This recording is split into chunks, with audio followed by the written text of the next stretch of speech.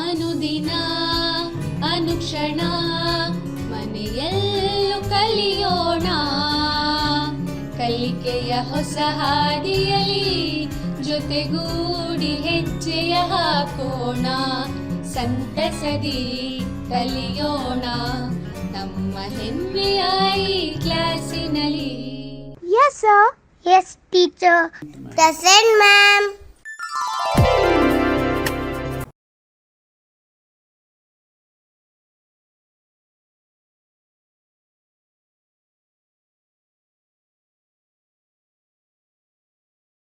ಎಲ್ರಿಗೂ ನಮಸ್ಕಾರ. ವಿದ್ಯಾರ್ಥಿಗಳೇ, ನಿಮಗೆ ಅಧ್ಯಾಯ 4 ವೃತ್ತಗಳು ಈ ಒಂದು ಅಧ್ಯಾಯದ ಕೊನೆಯ ಅವಧಿಗೆ ಸ್ವಾಗತ ಕೋರ್ತಾ, ನಾನು ಇಂದಿನ ತರಗತಿಯಲ್ಲಿ ನಿಮಗೊಂದು ಚಟುವಟಿಕೆಯನ್ನು ನೀಡಿದ್ದೆ. ಅದರ ತೀರ್ಮಾನದಿಂದ ನಾವು ತರಗತಿಯನ್ನು ಪ್ರಾರಂಭ ಮಾಡೋಣ ಅಂತ ಸಹ ತಿಳಿಸಿದ್ದೆ. ಆ ಚಟುವಟಿಕೆ ಏನು ಅಂತ ಹೇಳಿ ಒಮ್ಮೆ ನೋಡೋಣವಾ? ನೀವೆಲ್ಲರೂ ಸಹ ಚಟುವಟಿಕೆಯನ್ನು ಮಾಡಿದ್ದೀರಾ. ನಿಮ್ಮ ತೀರ್ಮಾನವನ್ನು ನೀವು ಬರೆದಿಟ್ಕೊಂಡು ನನಗೋಸ್ಕರ ವೆಯ್ಟ್ ಮಾಡ್ತಾ ಇದ್ದೀರಾ ಅಂತ ಹೇಳಿ ಆ ಚಟುವಟಿಕೆನ ಮತ್ತೊಮ್ಮೆ ಇಲ್ಲಿ ನೋಡೋಣ. ನಿಮಗೆ ಈ ರೀತಿಯಾಗಿ ಕೊಟ್ಟಿದ್ದೆ ನಾನು. ವಿವಿಧ ಅಳತೆಯ ತ್ರಿಜ್ಯವಿರುವ ವೃತ್ತಗಳನ್ನು ರಚಿಸಿ, ಈ ವೃತ್ತಗಳಿಗೆ ಬಾಹ್ಯ ಬಿಂದುವಿನಿಂದ ನಿಮಗೆ ನಿರ್ದಿಷ್ಟವಾದಂತಹ ಅಳತೆಯನ್ನು ಕೊಟ್ಟಿರಲಿಲ್ಲ. ಸೊ ನೀವೇ ಅಳತೆಯನ್ನು ತೆಗೆದುಕೊಂಡು ಒಂದು ಬಿಂದುವನ್ನು ವೃತ್ತದ ಹೊರಗಡೆ ಮಾರ್ಕ್ ಮಾಡಿಕೊಂಡು ಅದರಿಂದ ಸ್ಪರ್ಶಕಗಳನ್ನು ರಚಿಸಿ. ಈಗಾಗಲೇ ಇಂದಿನ ತರಗತಿಯಲ್ಲಿ ನಾನು ನಿಮಗೆ ಬಾಹ್ಯ ಬಿಂದುವಿನಿಂದ ಹೇಗೆ ಸ್ಪರ್ಶಗಳನ್ನು ರಚಿಸಬೇಕು ಅಂತ ಸಹ ತಿಳಿಸಿದ್ದೆ. ರಚಿಸಿದ ನಂತರ ಸ್ಪರ್ಶಕಗಳ ಉದ್ದವನ್ನು ಕಂಡುಹಿಡಿಯಿರಿ. ಜೊತೆಗೆ ವೃತ್ತ ಕೇಂದ್ರ ಹಾಗೂ ಬಾಹ್ಯ ಬಿಂದುವನ್ನು ಸೇರಿಸುವ ರೇಖಾಖಂಡವನ್ನು ರಚಿಸಿ, ಸ್ಪರ್ಶಕಗಳು ಈ ರೇಖೆಯೊಂದಿಗೆ ಉಂಟು ಮಾಡಿರುವ ಕೋನಗಳ ಅಳತೆಯನ್ನು ಕಂಡುಹಿಡಿಯಿರಿ. ಇದನ್ನು ನೀವು ವಿವಿಧ ತ್ರಿಜ್ಯಗಳಿರುವ ವೃತ್ತಗಳಿಗೆ ರಚಿಸಿ ನಿಮ್ಮ ತೀರ್ಮಾನ, ನೀವು ಗಮನಿಸಿದಂತಹ ಅಂಶ ಏನು ಅಂತ ಹೇಳಿ ನನಗೆ ತಿಳಿಸಿ ಅಂತ ಹೇಳಿ ನಿಮಗೆ ಹೇಳಿದ್ದೆ. ನೀವೆಲ್ಲರೂ ಸಹ ಈ ಚಟುವಟಿಕೆಯನ್ನು ಮಾಡಿ ನಿಮ್ಮ ತೀರ್ಮಾನದೊಂದಿಗೆ ನನ್ನ ಎದುರಿಗೆ ಕೂತಿದ್ದೀರಿ ಅಲ್ವೇ? ನಿಮ್ಮ ತೀರ್ಮಾನ ಏನಾಗಿದೆ ಅಂತ ನಾನು ನಿಮಗೀಗ ವಿಡಿಯೋ ಮೂಲಕ ತೋರಿಸ್ತಾ ಇದ್ದೀನಿ. ಎಲ್ಲರೂ ಸಹ ಗಮನಿಸಿ ಮಕ್ಕಳೇ. ಎ ಮತ್ತು ಬಿ ಬಿಂದುಗಳನ್ನು ಗುರುತು ಮಾಡಿಕೊಂಡು ನಾವು ಬಿ ಅನ್ನು ಬಾಹ್ಯ ಬಿಂದುವನ್ನಾಗಿಸಿ ಒಂದು ರೇಖಾಖಂಡವನ್ನು ರಚಿಸ್ಕೊಂಡ್ವಿ. ಎಯನ್ನು ವೃತ್ತ ಕೇಂದ್ರವನ್ನಾಗಿರಿಸಿಕೊಂಡು ಒಂದು ವೃತ್ತವನ್ನು ರಚಿಸ್ಕೊಂಡ್ವಿ. ಎ ಬಿ ರೇಖೆಯಲ್ಲಿ ಅರ್ಧದಕ್ಕಿಂತ ಹೆಚ್ಚು ಅಳತೆಯನ್ನು ತೆಗೆದುಕೊಂಡು ಕಂಸಗಳನ್ನು ಎಳೆದು ನಾವು ಎ ಬಿ ರೇಖಾಖಂಡಕ್ಕೆ ಲಂಬಾರ್ಧಕವನ್ನು ರಚಿಸ್ಕೊಂಡ್ವಿ. ಆ ಲಂಬಾರ್ಧಕ ಎ ಬಿ ರೇಖೆಯನ್ನು ಛೇದಿಸಿ ಬಿಂದುವಿನಲ್ಲಿ ವೃತ್ತ ಕೇಂದ್ರವನ್ನಾಗಿರಿಸಿಕೊಂಡು ಒಂದು ವೃತ್ತವನ್ನು ರಚಿಸಿದ್ವಿ. ಈ ವೃತ್ತ ಈಗಾಗಲೇ ರಚಿಸಿದಂತಹ ಗುಲಾಬಿ ಬಣ್ಣದ ವೃತ್ತವನ್ನು ಎನ್ ಮತ್ತು ಒ ಬಿಂದುಗಳಲ್ಲಿ ಛೇದಿಸ್ತು. ಆ ಎನ್ ಮತ್ತು ಒ ಬಿಂದುಗಳನ್ನು ಬಾಹ್ಯ ಬಿಂದುವಿಗೆ ಸೇರಿಸಿದ್ವಿ. ಹಾಗೂ ಅವುಗಳ ಅಳತೆಯನ್ನು ಮಾಡಿದಾಗ ನೀವು ನೋಡ್ಬೋದು, ಬಿ ಎನ್ನ ಅಳತೆ 6.3, ಬಿ ಒನ ಅಳತೆ 6.3 ಇತ್ತು. ಹಾಗೆ ಎ ಮತ್ತು ಬಿ ಈ ವೃತ್ತ ಕೇಂದ್ರವನ್ನು ಸೇರಿಸುವ ರೇಖಾಖಂಡದೊಂದಿಗೆ ಸ್ಪರ್ಶಕಗಳು ಎಷ್ಟು ಕೋನವನ್ನು ಉಂಟು ಮಾಡಿದ್ದೇವೆ ಅಂತ ಗಮನಿಸಿದಾಗ 25.4, 25.4.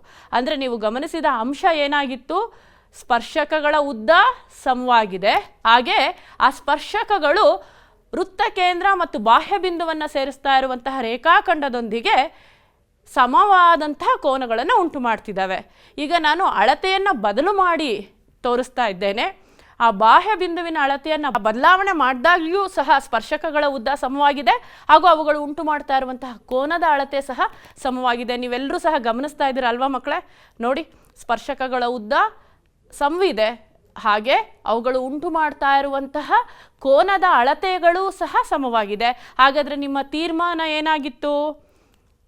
ಹೌದು, ಬಾಹ್ಯ ಬಿಂದುವಿನಿಂದ ವೃತ್ತಕ್ಕೆ ಎಳೆದಂತಹ ಸ್ಪರ್ಶಕಗಳ ಉದ್ದ ಸಮವಾಗಿರುತ್ತೆ, ಹಾಗೂ ಆ ಸ್ಪರ್ಶಕಗಳು ವೃತ್ತ ಕೇಂದ್ರ ಮತ್ತು ಬಾಹ್ಯ ಬಿಂದುವನ್ನು ಸೇರಿಸುವಂತಹ ರೇಖೆಯೊಂದಿಗೆ ಸಮವಾದ ಅಳತೆಯ ಕೋನವನ್ನು ಉಂಟು ಮಾಡ್ತಾ ಇದ್ದಾವೆ, ಅಥವಾ ಅವುಗಳು ಉಂಟು ಮಾಡ್ತಾ ಇರುವ ಕೋನಗಳ ಅಳತೆ ಸಮವಾಗಿದೆ ಅನ್ನೋದು ನಿಮ್ಮ ತೀರ್ಮಾನವಾಗಿತ್ತು. ಹೌದಾ?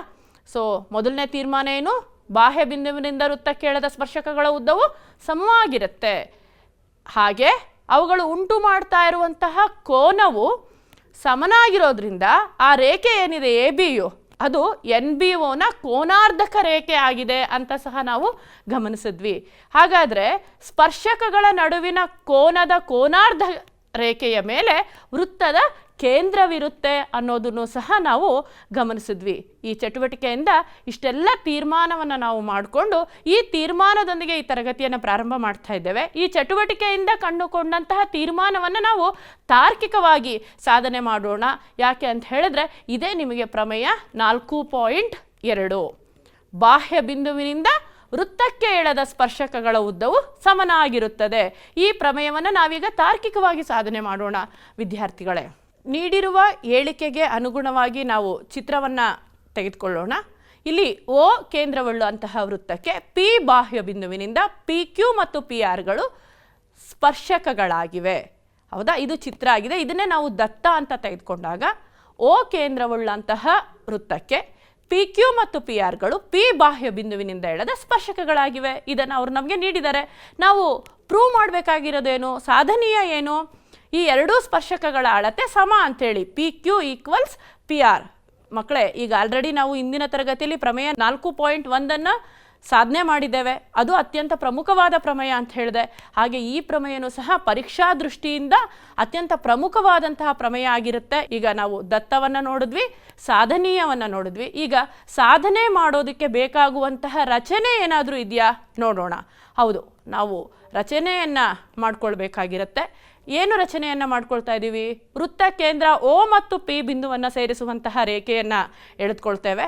ಹಾಗೆ ತ್ರಿಜ್ಯ ಓ ಕ್ಯೂ ಮತ್ತು ಓ ಆರ್ಗಳನ್ನು ಸೇರಿಸ್ತೇವೆ. ಹೌದಾ, ಈಗ ಗಮನಿಸಿ ನೀವು, ನಾವು ಸಾಧನೆ ಮಾಡೋದಕ್ಕೆ ಇಲ್ಲಿ 2 ತ್ರಿಭುಜಗಳನ್ನು ತೆಗೆದುಕೊಳ್ತಾ ಇದ್ದೇವೆ. ತ್ರಿಭುಜ ಓ ಪಿ ಕ್ಯೂ ಮತ್ತು ತ್ರಿಭುಜ ಓ ಪಿ ಆರ್. ಈ 2 ತ್ರಿಭುಜಗಳಲ್ಲಿ ನಾವೀಗ ಗಮನಿಸಿದ್ರೆ ಕೋನ ಓ ಕ್ಯೂ ಪಿ ಈಕ್ವಲ್ಸ್ ಕೋನ ಓ ಆರ್ ಪಿ. ಅದರ ಅಳತೆ 90 ಡಿಗ್ರಿ. ಅವೆರಡೂ ಸಹ ಲಂಬಕೋನ ಆಗಿರುತ್ತೆ. ಯಾಕೆ ಹೇಳಿ? ತ್ರಿಜ್ಯವು ಸ್ಪರ್ಶ ಬಿಂದುವಿನಲ್ಲಿ ಸ್ಪರ್ಶಕದೊಂದಿಗೆ ಲಂಬಕೋನವನ್ನು ಉಂಟು ಮಾಡುತ್ತೆ ಅಂಥೇಳಿ ಪ್ರಮೇಯ 4.1 ನಾವು ನೋಡಿದ್ದೇವೆ. ಹಾಗಾಗಿ ನಮಗೆ ಈ 2 ತ್ರಿಭುಜಗಳು ಎಂತಹ ತ್ರಿಭುಜಗಳಾದವು? ಕರೆಕ್ಟ್, ಲಂಬಕೋನ ತ್ರಿಭುಜಗಳಾದವು. ಜೊತೆಗೆ ಓ ಕ್ಯೂನ ಅಳತೆ ಓ ಆರ್ನ ಅಳತೆಗೆ ಸಮ ಇದೆ. ಯಾಕೆ ಹೇಳಿ? ಗಮನಿಸಿ, ಅವೆರಡು ವೃತ್ತಕ್ಕೆ ಸಂಬಂಧಿಸಿದಂತೆ ಏನಾಗಿದೆ? ಕರೆಕ್ಟ್, ಅವೆರಡೂ ಸಹ ವೃತ್ತದ ತ್ರಿಜ್ಯಗಳಾಗಿವೆ. ನಮಗೆ ಗೊತ್ತು, ವೃತ್ತದ ತ್ರಿಜ್ಯಗಳು ಸಮನಾಗಿರ್ತವೆ. ಇನ್ನು O P equals O P. ಯಾಕೆ? ಆ 2 ತ್ರಿಭುಜಕ್ಕೂ ಇದು ಉಭಯ ಸಾಮಾನ್ಯವಾಗಿದೆ, 2 ತ್ರಿಭುಜಕ್ಕೂ ಸೇರಿದೆ. ಈಗ ಈ 2 ತ್ರಿಭುಜಗಳು ಏನಾದವು? ಸರ್ವಸಮ ತ್ರಿಭುಜಗಳಾದವು. ಯಾವೊಂದು ಸರ್ವಸಮದ ಆಧಾರದ ಮೇಲೆ? ಲಂಬಕೋನ ವಿಕರ್ಣ ಬಾಹು ಸರ್ವಸಮದ ಆಧಾರದ ಮೇಲೆ ತ್ರಿಭುಜ ಓ ಪಿ ಕ್ಯೂ ತ್ರಿಭುಜ ಓ ಪಿ ಆರ್ಗಳು ಸರ್ವಸಮ ಆದವು. ಇನ್ನು ಉಳಿದಂತಹ ಬಾಹು ಕ್ಯೂ ಪಿ ಮತ್ತು ಪಿ ಆರ್ಗಳು ಸಮ ಆಗಿದ್ದಾವೆ ಅಲ್ವೇ?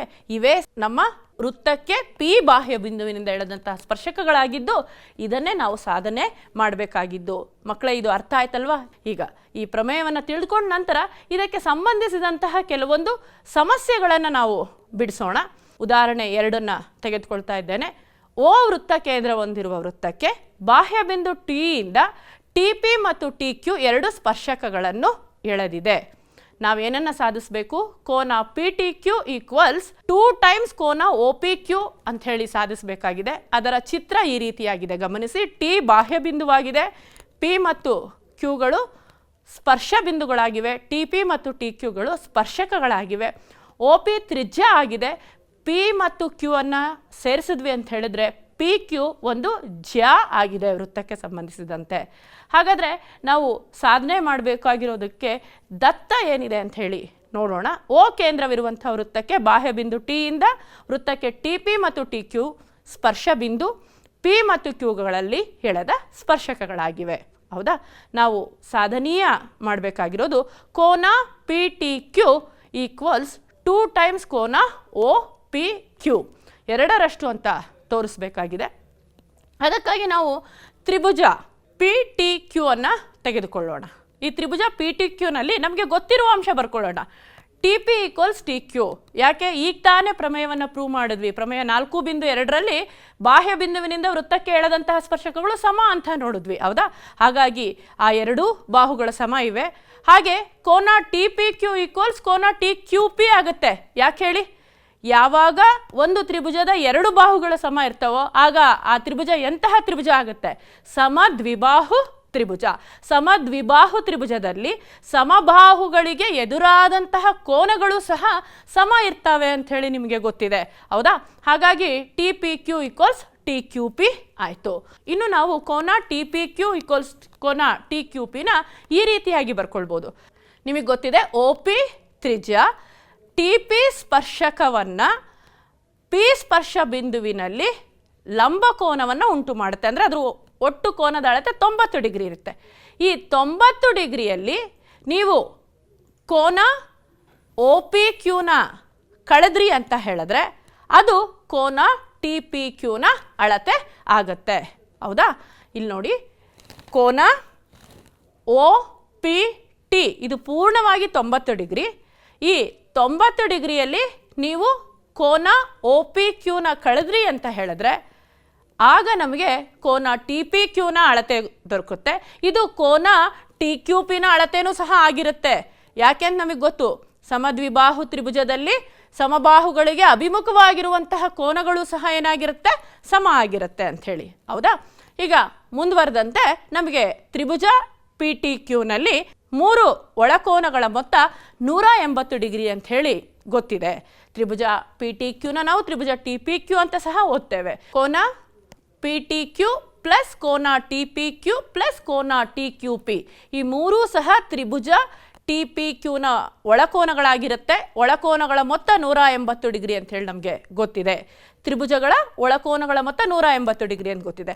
ಈಗ ತಾನೇ ನಾವು ಕೋನ ಟಿ ಪಿ ಕ್ಯೂ ಮತ್ತು ಕೋನ ಟಿ ಕ್ಯೂ ಪಿನ ಅಳತೆ 90 degree minus O P Q ಅಂತ ನೋಡಿದ್ವಿ. ಅದನ್ನು ಇಲ್ಲಿ ಆದೇಶಿಸೋಣ. ಆದೇಶಿಸಿದಾಗ ಕೋನ P T Q plus 90 degree minus ಕೋನ O P Q plus 90 degree minus O P Q equals 180 degree. ಯಾಕೆಂದರೆ ಅವೆರಡು ಕೋನಗಳು ಸಮ ಇದ್ದಾವೆ. ಈಗ ನಾವು 90 ಡಿಗ್ರಿ ಪ್ಲಸ್ 90 ಡಿಗ್ರಿಯನ್ನು ಕೂಡಿದ್ವಿ ಅಂತ ಹೇಳಿದ್ರೆ 180 ಆಗುತ್ತೆ, ಹೌದಾ? ಕೋನ P T Q minus O P Q minus O P Q plus 90 ಅಂತ ಹೇಳಿದ್ರೆ 180 ಆಯಿತು. ಈಗ 180 ಡಿಗ್ರಿ ಸಮೀಕರಣದ ಒಂದು ಬದಿಯಲ್ಲಿದೆ, ಹಾಗಾಗಿ ಮತ್ತೊಂದು ಬದಿಯಲ್ಲಿರುವಂತಹ 180 ಡಿಗ್ರಿಯೊಂದಿಗೆ ಕ್ಯಾನ್ಸಲ್ ಆದರೆ ನಮಗೆ ಎಲ್ ಎಚ್ ಎಸ್ನಲ್ಲಿ ಉಳ್ಕೊಳ್ಳುವಂಥದ್ದು ಕೋನ ಪಿ ಟಿ ಕ್ಯೂ ಮೈನಸ್ 2 ಬಾರಿ ಕೋನ ಒ ಪಿ ಕ್ಯೂ ಈಕ್ವಲ್ಸ್ 0. ಈಗ ಮೈನಸ್ 2 ಒ ಪಿ ಕ್ಯೂ ಅನ್ನು ಸಮೀಕರಣದ ಈ ಬದಿಗೆ ನಾವು ತೆಗೆದುಕೊಂಡು ಹೋದ್ವಿ ಅಂತ ಹೇಳಿದ್ರೆ ಕೋನ ಪಿ ಟಿ ಕ್ಯೂ ಈಕ್ವಲ್ಸ್ 2 ಬಾರಿ ಕೋನ ಒ ಪಿ ಕ್ಯೂ ಆಯಿತು. ಇದನ್ನೇ ನಾವು ಸಾಧನೆ ಮಾಡಬೇಕಾಗಿತ್ತು, ನಾವು ಸಾಧಿಸಿದ್ದೇವೆ. ಕೋನ ಪಿ ಟಿ ಕ್ಯೂ ಕೋನ ಒ ಪಿ ಕ್ಯೂನ 2ರಷ್ಟಿರುತ್ತೆ ಅಂಥೇಳಿ. ಮಕ್ಕಳೇ, ವೃತ್ತಕ್ಕೆ ಬಾಹ್ಯ ಬಿಂದುವಿನಿಂದ ಎಳೆದಂತಹ ಸ್ಪರ್ಶಕಗಳು ವೃತ್ತವನ್ನು ಸ್ಪರ್ಶಿಸುವಂತಹ ಬಿಂದುಗಳನ್ನು ಸೇರಿಸಿದಾಗ ಉಂಟು ಮಾಡುವಂತಹ ಜಾದೊಂದಿಗೆ ಅದರ ತ್ರಿಜ್ಯವು ಉಂಟು ಮಾಡುವ ಕೋನವು ಸ್ಪರ್ಶಕಗಳ ನಡುವಿನ ಕೋನದ ಅರ್ಧದಷ್ಟಿರುತ್ತೆ ಅಂತ ಹೇಳ್ಬಹುದು. ಅಥವಾ ಸ್ಪರ್ಶಕಗಳ ನಡುವಿನ ಕೋನವು ಅವುಗಳ ಸ್ಪರ್ಶ ಬಿಂದುಗಳಿಂದ ಉಂಟಾದ ಜಾನಿಂದ ತ್ರಿಜ್ಯದೊಂದಿಗೆ ಸ್ಪರ್ಶ ಬಿಂದು ಮತ್ತು ವೃತ್ತಕೇಂದ್ರವನ್ನು ಸೇರಿಸುವಂತಹ ತ್ರಿಜ್ಯದೊಂದಿಗೆ ಉಂಟು ಮಾಡುವ ಕೋನದ 2ರಷ್ಟಿದೆ ಅಂತ ಹೇಳ್ಬೋದು. ಇದನ್ನು ನಾವು ವೆರಿಫಿಕೇಷನ್ ಸಹ ಮಾಡೋಣ. ನೋಡಿ, ಈ ಒಂದು ವಿಡಿಯೋವನ್ನು ಗಮನಿಸಿ. ಇಲ್ಲಿ ನಾನೇನು ಮಾಡಿದ್ದೀನಿ, ಟಿ ಬಾಹ್ಯ ಬಿಂದುವಾಗಿದೆ. ಟಿ ಪಿ ಮತ್ತು ಟಿ ಕ್ಯೂಗಳು ಟಿನಿಂದ ಎಳೆದಂತಹ ಸ್ಪರ್ಶಕಗಳಾಗಿವೆ. ಇವುಗಳ ನಡುವಿನ ಕೋನ ನೀವು ಗಮನಿಸ್ತಾ ಇರಬಹುದು 83.6 ಇದೆ. ಇನ್ನು ಈ ಜಾ ಮತ್ತು ತ್ರಿಜ್ಯದ ನಡುವೆ ಕೋನ ಏನುಂಟಾಗಿದೆ ಅದನ್ನು ಗಮನಿಸಿ. ಇವೆರಡರ ಸಂಬಂಧವನ್ನು ಗಮನಿಸಿದರೆ ಸ್ಪರ್ಶಕಗಳ ನಡುವಿನ ಕೋನದ ಅಳತೆಯು ಈ ತ್ರಿಜ್ಯ ಮತ್ತು ಜಾನ ನಡುವೆ ಉಂಟಾಗ್ತಾ ಇರುವಂತಹ ಕೋನ ಒ ಪಿ ಕ್ಯೂನ 2ರಷ್ಟಿದೆ. ಗಮನಿಸ್ತಿದ್ದೀರಾ ಅಲ್ವಾ? ನೋಡಿ, ನೀವು ಅಳತೆಯನ್ನು ಗಮನಿಸಿ. 47.2 ಡಿಗ್ರಿ, ಇಲ್ಲಿ 23.6 ಡಿಗ್ರಿ. 23.6 ಎರಡಾವರ್ತಿ ತೆಗೆದುಕೊಂಡ್ವಿ ಅಂತ ಹೇಳಿದ್ರೆ 2ರಷ್ಟು ತೆಗೆದುಕೊಂಡ್ರೆ ನಮಗೆ 47.2 ಡಿಗ್ರಿ ಬರುತ್ತೆ, ಹೌದಾ? ಸೊ ಅದನ್ನು ನಾನು ಬದಲಾಯಿಸಿ ಸಹ ತೋರಿಸಿದೆ ನಿಮಗೆ, ನೀವು ಗಮನಿಸಬಹುದು. ಮತ್ತೊಮ್ಮೆ ನೋಡಿ, ಹೌದಾ? 83.6 ಡಿಗ್ರಿ ಅನ್ನೋದು 41.8 2ರಷ್ಟು. ಹಾಗೆ ಗಮನಿಸ್ತಾ ಹೋಗಿ. ನಾನು ಬದಲಾವಣೆ ಮಾಡಿದ ಹಾಗೆ ನಾನು ಬೇರೆ ಬೇರೆ ಬದಲಾವಣೆ ತೆಗೆದುಕೊಂಡಾಗಲೂ ಈ ಒಂದು ಅಳತೆ ನೀವು ಗಮನಿಸ್ಬೋದು 2ರಷ್ಟು ಇರೋದೇ ಕಂಡು ಬರ್ತಾ ಇದೆ, ಹೌದಲ್ವೇ? ಮುಂದಿನ ಸಮಸ್ಯೆಯನ್ನು ನೋಡೋಣ. ಕೆಲವೊಂದಷ್ಟು ಸಮಸ್ಯೆಗಳನ್ನು ನಾವು ಅಭ್ಯಾಸ 4.2ರಿಂದ ತೆಗೆದುಕೊಂಡು ಮಾಡೋಣ. ಅದರಲ್ಲಿ ಮೊದಲಿಗೆ 3 ಮಲ್ಟಿಪಲ್ ಚಾಯ್ಸ್ ಕ್ವಶನ್ ಇದೆ. ಮೊದಲನೇ ಪ್ರಶ್ನೆ ಈ ರೀತಿಯಾಗಿದೆ. ಒಂದು ಬಿಂದು ಕ್ಯೂದಿಂದ ವೃತ್ತಕ್ಕೆ ಎಳೆದ ಸ್ಪರ್ಶಕದ ಉದ್ದವು 24 centimetre. Tangent length of tangent ಸ್ಪರ್ಶಕದ ಉದ್ದ 24 ಸೆಂಟಿಮೀಟರ್ ಇದೆ. ಮತ್ತು ವೃತ್ತ ಕೇಂದ್ರ ಹಾಗೂ ಕ್ಯೂ ಬಿಂದುವಿನ ನಡುವಿನ ದೂರ 25 ಸೆಂಟಿಮೀಟರ್ ಆದರೆ ವೃತ್ತದ ತ್ರಿಜ್ಯವು. ಹಾಗಾದರೆ ನೋಡಿ, ಇಲ್ಲಿ 4 ಆಪ್ಷನ್ ಬರ್ತಾ ಇದೆ. 7 ಸೆಂಟಿಮೀಟರ್, 12 ಸೆಂಟಿಮೀಟರ್, 15 ಸೆಂಟಿಮೀಟರ್ ಹಾಗೂ 24.5 ಸೆಂಟಿಮೀಟರ್. ಇದಕ್ಕಾಗಿ ಒಂದು ಚಿತ್ರವನ್ನು ತೆಗೆದುಕೊಳ್ಳೋಣ. ಗಮನಿಸಿ, ನಮಗೆ ಪಿ ಕ್ಯೂನ ಅಳತೆ ಕೊಟ್ಟಿದ್ದಾರೆ, ಅದು 24 ಸೆಂಟಿಮೀಟರ್. ಇನ್ನು ವೃತ್ತ ಕೇಂದ್ರ ಮತ್ತು ಬಾಹ್ಯ ಬಿಂದುವಿನ ನಡುವಿನ ದೂರ 25 ಸೆಂಟಿಮೀಟರ್ ಅಂತ ಕೊಟ್ಟಿದ್ದಾರೆ. ನಾವಿನ್ನು ಒ ಪಿ ತ್ರಿಜ್ಯದ ಅಳತೆಯನ್ನು ಕಂಡುಹಿಡಿಬೇಕು. ನಮಗೆ ಗೊತ್ತಿದೆ ಒ ಪಿ ಕ್ಯೂ ಒಂದು ಲಂಬಕೋನ ತ್ರಿಭುಜ. ಪ್ರಮೇಯ 4.1ರಿಂದ ಗೊತ್ತು ನಮಗೆ ಈ ತ್ರಿಜ್ಯ ಒ ಪಿ ಏನಿದೆ ಪಿ ಸ್ಪರ್ಶ ಬಿಂದುವಿನಲ್ಲಿ ಲಂಬಕೋನವನ್ನು ಉಂಟು ಮಾಡುತ್ತೆ. ಹಾಗಾಗಿ ಅದು ಒಂದು ಲಂಬಕೋನ ತ್ರಿಭುಜ ಆಗುತ್ತೆ. ಲಂಬಕೋನ ತ್ರಿಭುಜಕ್ಕೆ ಸಂಬಂಧಿಸಿದಂತೆ ನಮಗೆ ಪೈಥಾಗರಸ್ ಪ್ರಮೇಯದ ಪ್ರಕಾರ ವಿಕರ್ಣದ ಮೇಲಿನ ವರ್ಗವು ಲಂಬಕೋನ ಪಿ ಆಯಿತು ಅಂದರೆ ಅದಕ್ಕೆ ಎದುರಾಗಿರುವಂತಹ ಬಾಹು ಯಾವುದು? O Q. ಹೌದಾ? ಸೊ ಲಂಬಕೋನ ಪಿಗೆ ಎದುರಾಗಿರುವಂತಹ ಬಾಹು ಓ ಕ್ಯೂ ಆಗಿರುತ್ತೆ. ಹಾಗಾದರೆ ವಿಕರ್ಣದ ಮೇಲಿನ ವರ್ಗವು ಉಳಿದೆರಡು ಬಾಹುಗಳ ವರ್ಗಗಳ ಮೊತ್ತಕ್ಕೆ ಸಮ ಇರುತ್ತೆ. ಈಗ ವಿಕರ್ಣದ ಅಳತೆ ನಮಗೆ ಗೊತ್ತಿದೆ, ಹಾಗೆ ಸ್ಪರ್ಶಕದ ಉದ್ದ ಏನು ಕೊಟ್ಟಿದ್ದಾರೆ ಅದು ಒಂದು ಬಾಹುವಿನ ಅಳತೆ ಆಯಿತು. ನಮಗೆ ಬೇಕಾಗಿರೋದು ತ್ರಿಜ್ಯದ ಅಳತೆ. ಹಾಗಾಗಿ ಈ ಒಂದು ಸಮೀಕರಣವನ್ನು ಸ್ವಲ್ಪ ನಾವು ನಮಗೆ ಅನುಕೂಲವಾಗುವ ರೀತಿಯಲ್ಲಿ ಬರೆದುಕೊಂಡ್ರೆ P Q square equals O Q square ಈ ಕಡೆ ಬರುತ್ತೆ ಮೈನಸ್ ಪಿ ಕ್ಯೂ ಸ್ಕ್ವೇರ್ ಆಯಿತು. ನಾನು ಈ ಪಿ ಕ್ಯೂ ಸ್ಕ್ವೇರ್ನ ಈ ಬದಿಗೆ ತೆಗೆದುಕೊಂಡೆ, ಆಗ O Q square minus P Q square ಆಯಿತು. ಈಗ ನಮಗೆ ಗೊತ್ತಿರುವಂತಹ ಅಳತೆಯನ್ನು ಸಮೀಕರಣದಲ್ಲಿ ಆದೇಶಿಸೋಣ. ಓ ಕ್ಯೂ ಗೊತ್ತಿದೆ ಅಂದರೆ 25 ಸ್ಕ್ವೇರ್, ಪಿ ಕ್ಯೂ ಗೊತ್ತಿದೆ 24 ಸ್ಕ್ವೇರ್. 25 ಸ್ಕ್ವೇರ್ ಮೈನಸ್ 24 ಸ್ಕ್ವೇರ್ ಅಂದರೆ ಸುಲಭೀಕರಿಸಿದಾಗ 625 ಮೈನಸ್ 576. 625ರಲ್ಲಿ 576 ಕಳೆದ್ವಿ ಅಂತ ಹೇಳಿದ್ರೆ ನಮಗೆ ಬರುವಂಥದ್ದು 49. ಇದು ಪಿ ಒ ಸ್ಕ್ವೇರ್ನ ಬೆಲೆ ಆಯಿತು. ನಮಗೆ ಬೇಕಾಗಿರೋದು ಪಿ ಒನ ಅಳತೆ. ಪಿ ಒನ ಅಳತೆ ಬೇಕು ಅಂತ ಹೇಳಿದ್ರೆ ಎರಡು ಕಡೆ ವರ್ಗಮೂಲವನ್ನು ತೆಗೆದುಕೊಂಡಾಗ ವರ್ಗಮೂಲ ಮತ್ತು ಘಾತ 2 ಕ್ಯಾನ್ಸಲ್ ಆಗಿ ಪಿ ಒ ಬರುತ್ತೆ. ಇನ್ನು 49ರ ವರ್ಗಮೂಲ ಪ್ಲಸ್ ಆರ್ ಮೈನಸ್ 7 ಬರುತ್ತೆ. ಆದರೆ ನಾವು -7 ತೆಗೆದುಕೊಳ್ಳಲ್ಲ, ಯಾಕೆಂದರೆ ಇದು ಉದ್ದ ಆಗಿರೋದ್ರಿಂದ +7 ಪ್ಲಸ್ 7 ಮಾತ್ರ ತೆಗೆದುಕೊಳ್ತೇವೆ. ಪಿ ಒನ ಅಳತೆ 7 ಸೆಂಟಿಮೀಟರ್. ಹಾಗಾದರೆ ತ್ರಿಜ್ಯದ ಉದ್ದ ಎಷ್ಟಾಯಿತು? ಆಪ್ಷನ್ ಎ 7 ಸೆಂಟಿಮೀಟರ್ ಆಗುತ್ತೆ. ಇನ್ನು ಮುಂದಿನ ಪ್ರಶ್ನೆ ನೋಡೋದಾದರೆ ಎರಡನೇ ಪ್ರಶ್ನೆ ಈ ರೀತಿಯಾಗಿತ್ತು. ಚಿತ್ರದಲ್ಲಿ ಕೋನ P O Q equals 110 degree ಆಗಿರುವಂತೆ ಓ ಕೇಂದ್ರವುಳ್ಳ ವೃತ್ತಕ್ಕೆ ಟಿ ಪಿ ಮತ್ತು ಟ್ಯೂ ಕ್ಯೂ ಸ್ಪರ್ಶಕಗಳಾಗಿವೆ. ಹಾಗಾದರೆ ಕೋನ ಪಿ ಟಿ ಕ್ಯೂನ ಅಳತೆ ಎಷ್ಟು ಅಂಥೇಳಿ. ಹಾಗಾಗಿ ಅವ್ರು ಏನು ಚಿತ್ರ ಕೊಟ್ಟಿದ್ದಾರೆ ಮತ್ತು ಆಪ್ಷನ್ಸ್ ಏನು ಕೊಟ್ಟಿದ್ದಾರೆ ನೋಡೋಣವಾ. ನೋಡಿ, ಇಲ್ಲಿ ಆಪ್ಷನ್ಸ್ ಈ ರೀತಿ ಇದೆ. A 60 degree, B 70 degree, C 80 degree ಮತ್ತು ಡಿ 90 ಡಿಗ್ರಿ. ಇನ್ನು ಚಿತ್ರ ಈ ರೀತಿಯಾಗಿದೆ. ಹೌದಾ? ಈ ಪಿ ಒ ಕ್ಯೂ ಏನಿದೆ, ಪಿ ಒ ಕ್ಯೂ ಆ ವೃತ್ತ ಕೇಂದ್ರದಲ್ಲಿ ಉಂಟಾಗ್ತಾ ಇರುವಂತಹ ಕೋನದ ಅಳತೆ ಎಷ್ಟಿದೆ? 110 ಡಿಗ್ರಿ ಇದೆ. ಹಾಗಾದರೆ ಈ ಟೀನ ಅಳತೆ ಎಷ್ಟು ಅಂತ ನೋಡೋದಾದರೆ ನಮಗೆ ಗೊತ್ತಿದೆ ಪಿ ಬಿಂದುವಿನಲ್ಲಿ ಮತ್ತು ಕ್ಯೂ ಬಿಂದುವಿನಲ್ಲಿ ಲಂಬಕೋನಗಳು ಉಂಟಾಗ್ತವೆ ಪ್ರಮೇಯ 4.1ರ ಪ್ರಕಾರ. ಹೌದಾ?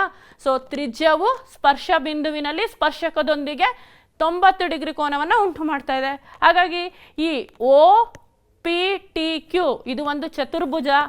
ಚತುರ್ಭುಜದಲ್ಲಿ ಎರಡು ಕೋನಗಳ ಮೊತ್ತ 180 ಡಿಗ್ರಿ ಆಯಿತು, 90 90. ಇನ್ನು ಉಳಿದ ಎರಡು ಕೋನಗಳ ಮೊತ್ತನೂ ಎಷ್ಟಾಗಿರುತ್ತೆ? 180. ಕರೆಕ್ಟ್. ಆ 180ರಲ್ಲಿ ಒಂದರ ಅಳತೆ ಕೊಟ್ಟಿದ್ದಾರೆ 110. 180ರಲ್ಲಿ 110ನ್ನು ಕಳೆದ್ವಿ ಅಂತ ಹೇಳಿದ್ರೆ ಎಷ್ಟು ಬರುತ್ತೆ? 70 ಡಿಗ್ರಿ. ಯಾಕೆ? P O Q plus P T Q 180 ಅಂತ ಗೊತ್ತಾಯ್ತಲ್ವಾ? ಹೌದಾ? ಈಗ ಪಿ ಒ ಕ್ಯೂನ ಅಳತೆ ಗೊತ್ತಿದೆ, ಇನ್ನು ಪಿ ಟಿ ಕ್ಯೂನ ಅಳತೆ ಬೇಕು ಅಂತ ಹೇಳಿದ್ರೆ 180ರಲ್ಲಿ 110ನ್ನು ಕಳೆದ್ವಿ ಅಂತ ಹೇಳಿದ್ರೆ ನಮಗೆ ಬರ್ತಾ ಇರುವಂತಹ ಉತ್ತರ 70 ಡಿಗ್ರಿ. ಹಾಗಾಗಿ ಆಪ್ಷನ್ ಬಿ ನಮಗೆ ಸರಿಯಾದ ಉತ್ತರ ಆಗುತ್ತೆ ಮಕ್ಕಳೇ. ಇನ್ನು ಮೂರನೇ ಪ್ರಶ್ನೆಯನ್ನು ನೋಡೋಣ. ಓ ಕೇಂದ್ರವಿರುವಂತಹ ವೃತ್ತಕ್ಕೆ ಪಿ ಬಿಂದುವಿನಿಂದ ಎಳೆದ ಸ್ಪರ್ಶಕಗಳಾದ ಪಿ ಎ ಮತ್ತು ಪಿ ಬಿಗಳ ನಡುವಿನ ಕೋನ 80 ಡಿಗ್ರಿ ಆದರೆ ಕೋನ ಪಿ ಒ ಎದ ಅಳತೆ. ಇಲ್ಲಿ 4 ಆಪ್ಷನ್ಸ್ ಬರ್ತಾ ಇದೆ: 50 ಡಿಗ್ರಿ, 60 ಡಿಗ್ರಿ, 70 ಡಿಗ್ರಿ, 80 ಡಿಗ್ರಿ. ಈ ಪ್ರಶ್ನೆಯನ್ನು ಅರ್ಥ ಮಾಡ್ಕೊಳ್ಳೋದಕ್ಕೆ ಒಂದು ಚಿತ್ರವನ್ನು ನಾವು ರಚಿಸ್ಕೊಳ್ಳೋಣ. ನೋಡಿ, ಇಲ್ಲಿ ಓ ಕೇಂದ್ರ ಇರುವಂತಹ ವೃತ್ತಕ್ಕೆ ಪಿ ಒಂದು ಬಾಹ್ಯ ಬಿಂದು ಆಗಿದೆ. ಬಾಹ್ಯ ಬಿಂದುವಿನಿಂದ ಎಳೆದಂತಹ ಸ್ಪರ್ಶಕಗಳು ಪಿ ಎ ಮತ್ತು ಪಿ ಬಿ. ಹೌದಾ? ಈ ಪಿ ಎ ಮತ್ತು ಪಿ ಬಿಗಳ ನಡುವಿನ ಕೋನ ಏನಿದೆ ಅದು ಒಟ್ಟು 80 ಡಿಗ್ರಿ ಇದೆ ಮಕ್ಕಳೇ. ಆ ಒಟ್ಟು 80 ಡಿಗ್ರಿ. ಆದರೆ O ಮತ್ತು P ಅನ್ನು ಸೇರಿಸಿದಾಗ ನಮಗೆ ಗೊತ್ತಿದೆ ಅದು ಕೋನಾರ್ಧ ರೇಖೆ ಆಗಿರುತ್ತೆ, ಹೌದಾ? ಅದು ಕೋನವನ್ನು ಅರ್ಧಿಸುತ್ತೆ. ಹಾಗಾಗಿ 40 ಡಿಗ್ರಿ ಆಯಿತು. ನಾವೀಗ ಕಂಡುಹಿಡಿಬೇಕಾಗಿರೋದು ಕೋನ POA ನ ಅಳತೆ. ಕೋನ POA ವೃತ್ತ ಕೇಂದ್ರದಲ್ಲಿ ಅದು 2 ಕೋನಗಳನ್ನು ಉಂಟು ಮಾಡ್ತಾ ಇದೆ. ಆ 2 ಕೋನಗಳಲ್ಲಿ ಒಂದು ಕೋನದ ಅಳತೆಯನ್ನು ಕಂಡುಹಿಡಿದ್ರೆ ಸಾಕು, ಆ ಮತ್ತೊಂದು ಕೋನದ ಅಳತೆ ಸಹ ಸಮ ಇರುತ್ತೆ. ಯಾಕೆಂದರೆ ಅವೆರಡು ಸರ್ವಸಮ ತ್ರಿಭುಜಗಳಾಗ್ತವೆ, ಹೌದಾ? ಈಗ ಮೊದಲು ಒಂದು ತ್ರಿಭುಜವನ್ನು ತೆಗೆದುಕೊಳ್ಳೋಣ. ತ್ರಿಭುಜ OAP ನಲ್ಲಿ ಕೋನ AOP ಪ್ಲಸ್ ಕೋನ OAP ಪ್ಲಸ್ ಕೋನ APO 180 ಡಿಗ್ರಿ. ಯಾಕೆ? ತ್ರಿಭುಜದ 3 ಒಳಕೋನಗಳ ಮೊತ್ತ 180 ಡಿಗ್ರಿ ಆಗಿರುತ್ತೆ. ಈಗ ಆಲ್ರೆಡಿ ನಮಗೆ ಎ ಕೋನದ ಬಳಿ 90 ಡಿಗ್ರಿ ಉಂಟಾಗುತ್ತೆ ಅಂತ ಗೊತ್ತು, ಹಾಗೂ ಕೋನ APOನ ಅಳತೆ 40 ಡಿಗ್ರಿ ಅಂತ ಗೊತ್ತು. ಇವೆರಡನ್ನ ಕೂಡಿದ್ವಿ ಅಂತ ಹೇಳಿದ್ರೆ 130 ಡಿಗ್ರಿ ಬರುತ್ತೆ. ಈ 130 ಡಿಗ್ರಿಯನ್ನು 180 ಡಿಗ್ರಿನಲ್ಲಿ ಕಳೆದ್ವಿ ಅಂತ ಹೇಳಿದ್ರೆ ಕೋನ AOPನ ಅಳತೆ ಬರುತ್ತೆ. ಕೋನ AOPನ ಅಳತೆ 50 ಡಿಗ್ರಿ.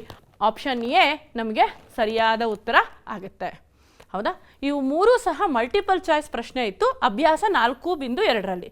ಈಗ ಮುಂದಿನ ಸಮಸ್ಯೆಯನ್ನು ನೋಡೋಣ. ಈ ಸಮಸ್ಯೆಗಳನ್ನು ಯಾವುದನ್ನು ತೆಗೆದುಕೊಂಡಿದ್ದೀನಿ ಅಂತ ಹೇಳಿದ್ರೆ, ನಿಮಗೆ ಕಳೆದ ತರಗತಿಯಲ್ಲಿ ಒಂದೆರಡು ಪ್ರಶ್ನೆಗಳನ್ನು ನೀಡಿದ್ದೆ, ಅದನ್ನು ನೀವು ಉತ್ತರಿಸಿ ಅಂತ ಸಹ ಹೇಳಿದ್ರಿ. ನಾನೀಗ ಅದೇ ಪ್ರಶ್ನೆಗಳನ್ನು ತೆಗೆದುಕೊಂಡು ನೀವು ಅದಕ್ಕೆ ಉತ್ತರಿಸೋದಕ್ಕೆ ಸಾಧ್ಯವಾಗಿದೆಯಾ, ನೀವು ಮಾಡಿರುವಂತಹ ಉತ್ತರ ಸರಿಯಾಗಿದೆಯೇ ಪರೀಕ್ಷಿಸ್ಕೊಳ್ಳಿ ಅಂಥೇಳಿ ನಿಮಗೆ ತಿಳಿಸ್ತಾ ಇದ್ದೇನೆ.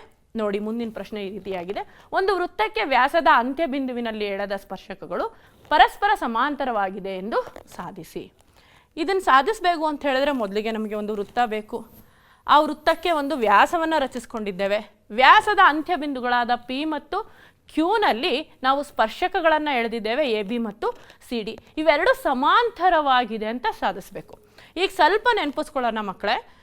2 ರೇಖೆಗಳು ಸಮಾಂತರವಾಗಿರಬೇಕು ಅಂತ ಹೇಳಿದ್ರೆ ನಾವು ಬಹುಬೇಗ ಗಮನಿಸುವಂಥದ್ದು ಏನು ಅಂತ ಹೇಳಿದ್ರೆ, ಒಂದು ಜೊತೆ F ಕೋನಗಳು, F ಅಂದರೆ ಅನುರೂಪ ಕೋನಗಳು ಸಮಾನ ಇದಾವೆ, ಅಥವಾ ಒಂದು ಜೊತೆ ಅಂತರ್ಪರ್ಯಾಯ ಕೋನಗಳು Z ಆಕಾರದಲ್ಲಿ ಇರುವಂತಹ ಕೋನಗಳು ಸಮವಿದೆಯೇ, ಅಥವಾ ಅವುಗಳ ನಡುವಿನ ದೂರ ಸಮ ಅಂತರದಲ್ಲಿದೆಯೇ ಅಂತ ಹೇಳಿ, ಹೌದಾ?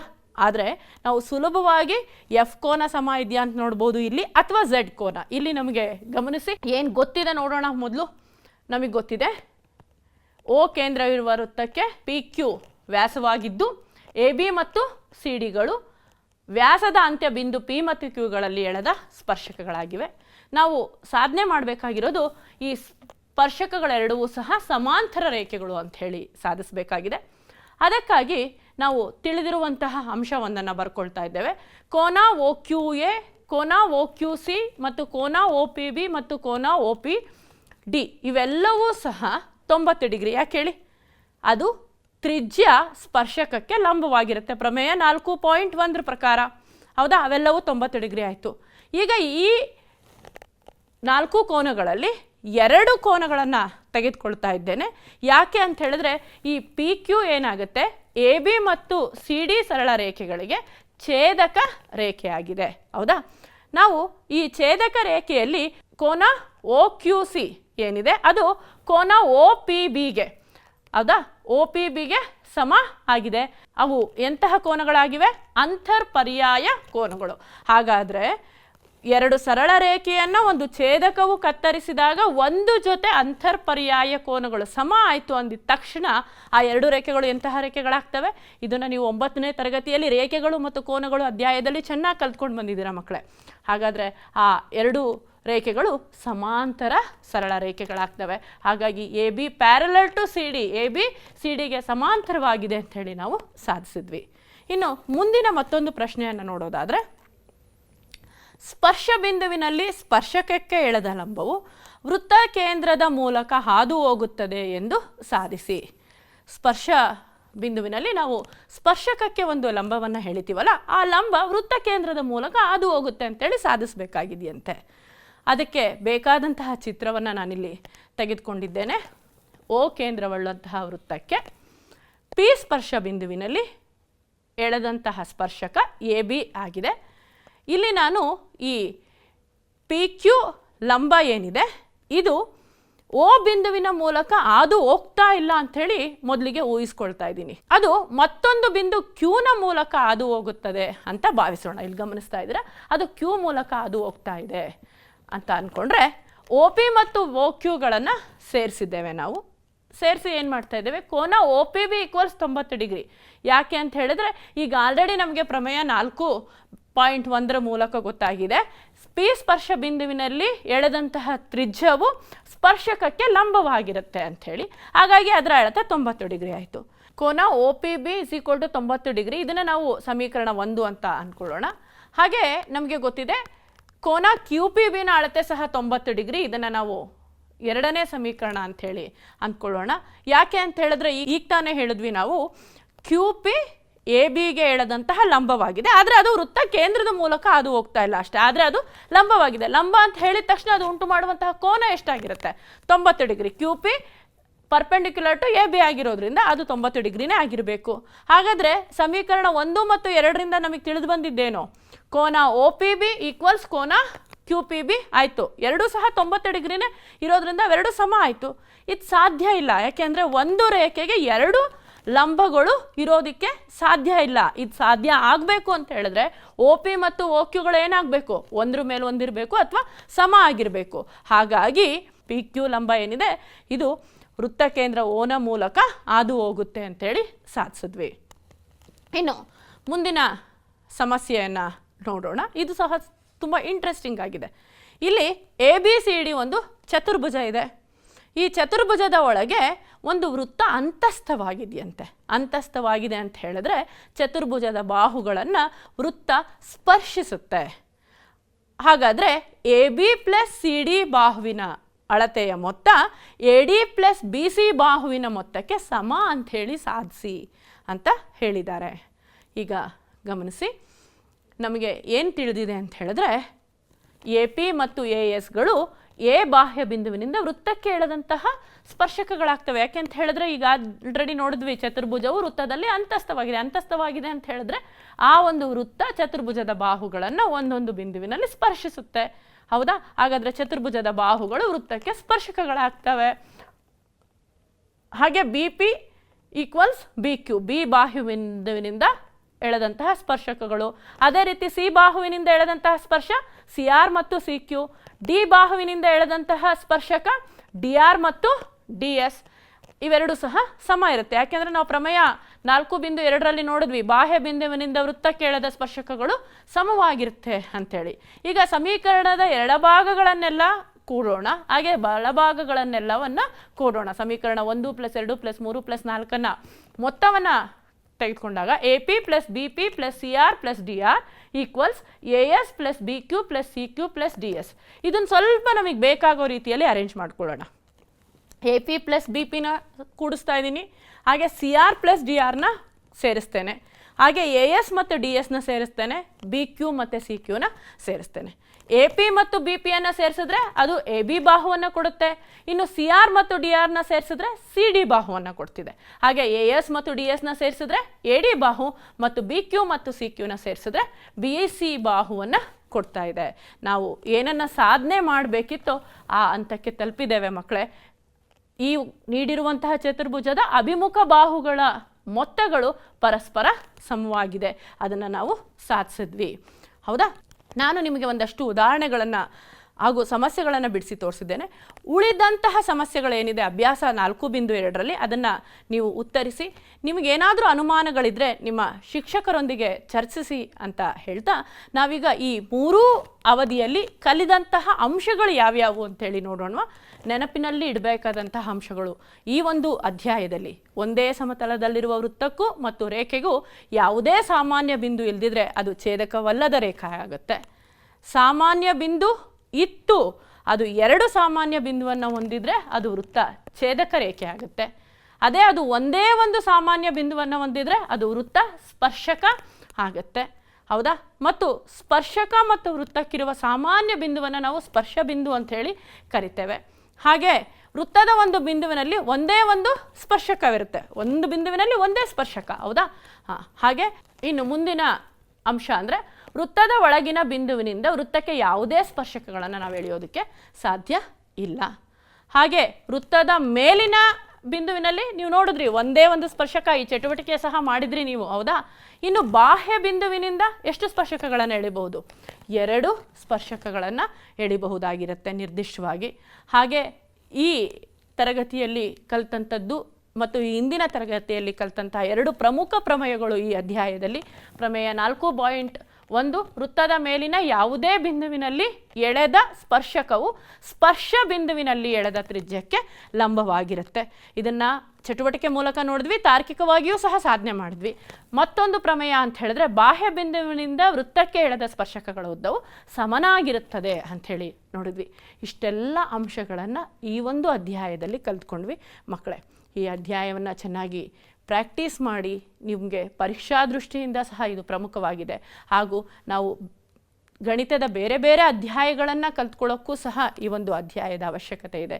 ನೀವೆಲ್ಲರೂ ಸಹ ಚೆನ್ನಾಗಿ ಈ ಪರಿಕಲ್ಪನೆಗಳನ್ನು ಅರ್ಥ ಮಾಡ್ಕೊಂಡಿದ್ದೀರಾ ಹಾಗೂ ಪುನರ್ಮನನ ಮಾಡ್ತೀರಾ ಅಂತ ಭಾವಿಸ್ತಾ ಮುಂದಿನ ತರಗತಿಯಲ್ಲಿ ನಿಮ್ಮನ್ನು ಭೇಟಿ ಮಾಡ್ತೇನೆ. ನಮಸ್ಕಾರ. ನಿಮ್ಮೊಂದಿಗೆ ಇದುವರೆಗೂ ಇದ್ದಿದ್ದು ಶ್ರೀಮತಿ ಸುಚೇತಾ ಎಸ್ ಎಸ್, ಗಣಿತ ಶಿಕ್ಷಕರು, ಟಿ ದಾಸರಹಳ್ಳಿ, ಬೆಂಗಳೂರು.